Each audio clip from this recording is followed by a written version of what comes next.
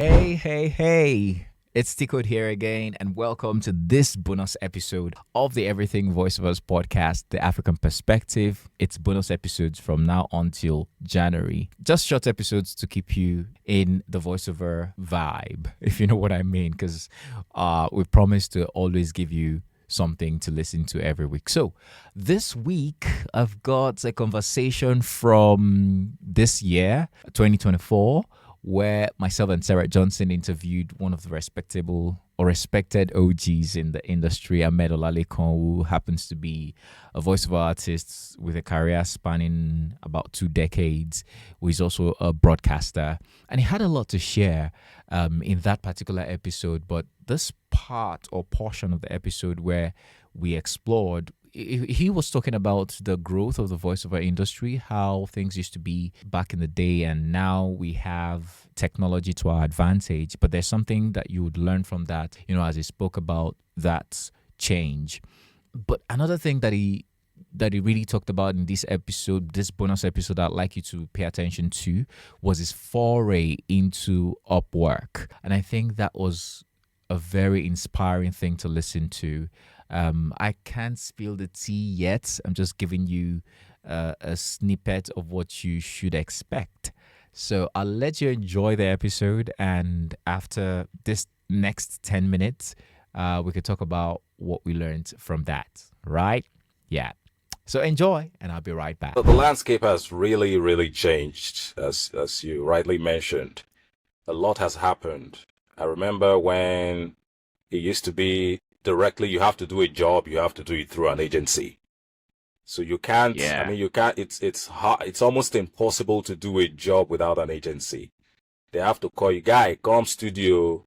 Now, so studio they use, come and record, you go there. Sometimes you have the brand manager, you have a lot of people in the studio who are directing and all that. The industry I can't remember the last time I saw too many people in the studio directing a voice session.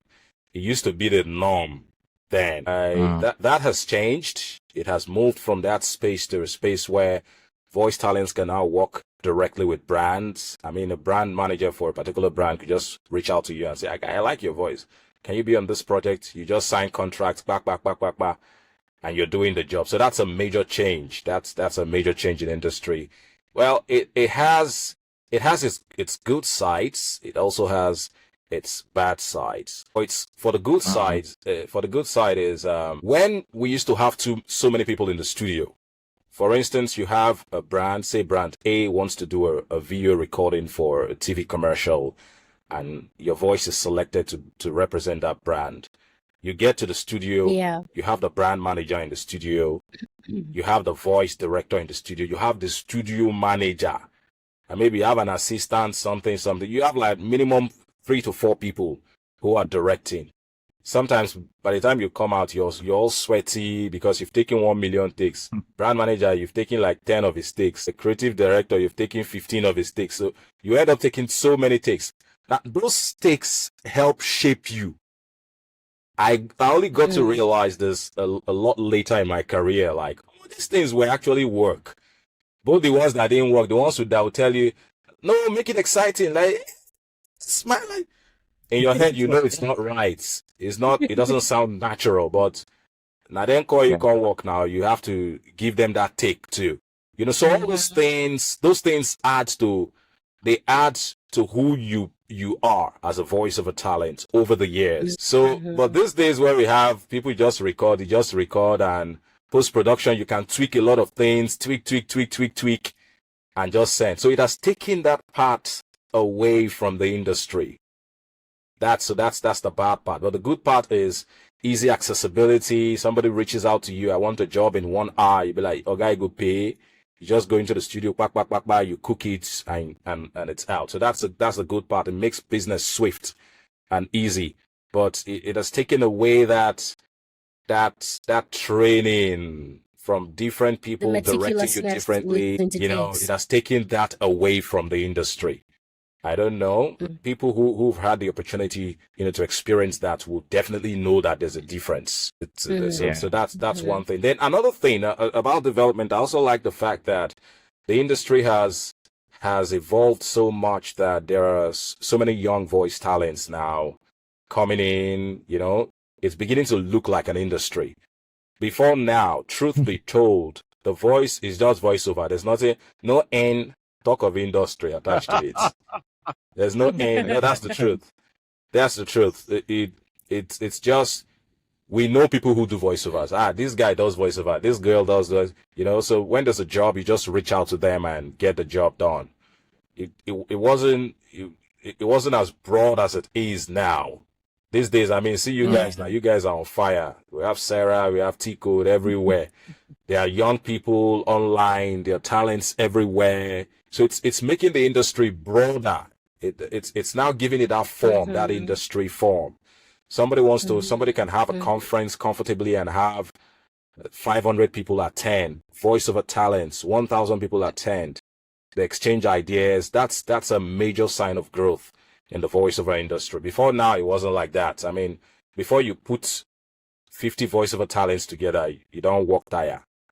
You have to. So these are signs of growth in the industry. And as I said earlier, they have their good sides. They also have their bad sides. But generally, I think I'm happy that the industry is headed where it's headed right now, particularly in Africa, Nigeria and Africa. To be fair to those who go the extra mile to find out things, to learn things.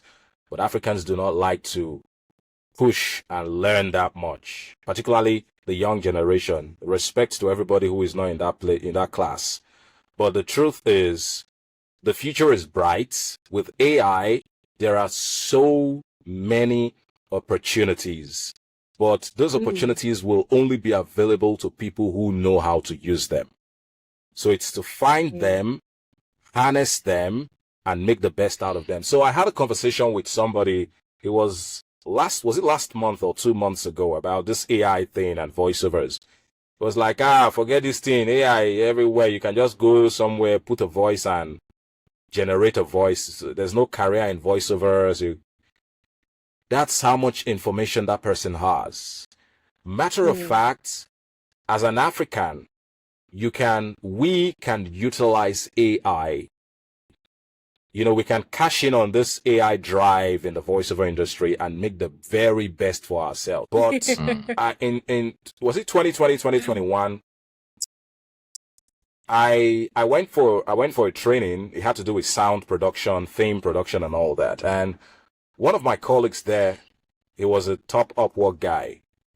And when he has conversations about Upwork, and I'll be like, this same Upwork. He was always saying nice things about Upwork, how he needs to withdraw. I said, let me take a look at this Upwork again. So I went back to Upwork and I started looking at it. I said, this thing, let me even try it. The first work I did on Upwork was a $15 work. I was like, then the dollar was not as big as it is now. I think the dollar, I can't remember the exact figure, but it wasn't big. So on a normal day, the agency was paying me more than Upwork would pay. Unlike now, if you get a $50 work on Upwork, you will smile well. You will smile. So then the value of the naira was still high, so it wasn't too big. And let me just do it and see. So one of the days I saw a Nigerian, Beam. You should know Abim.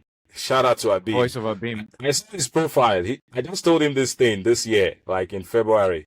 I saw his profile and I think I saw around $9,000+. And I was like, $9,000.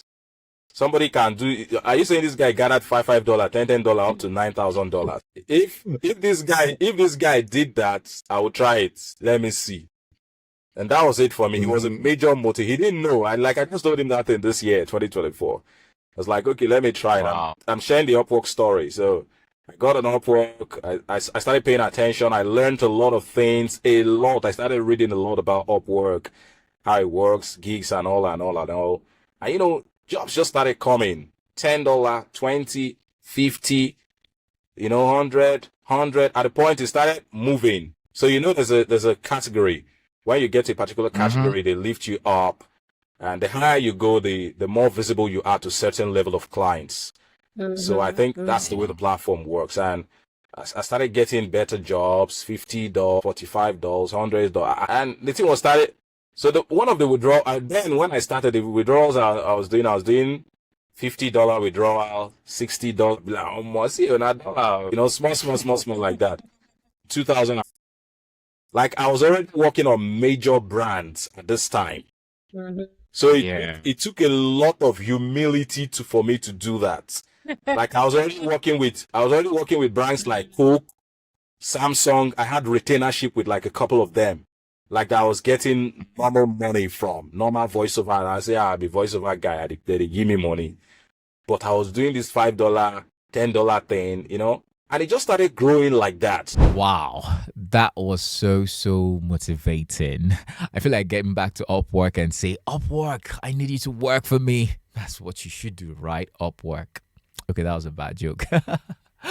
But yeah, Ahmed was quite inspiring, and the lessons to learn from this episode really, one is you never know that thing that you're despising or you're just looking down on and saying, well, I'm not sure I need that. It's probably the thing that would open the next door for you, right?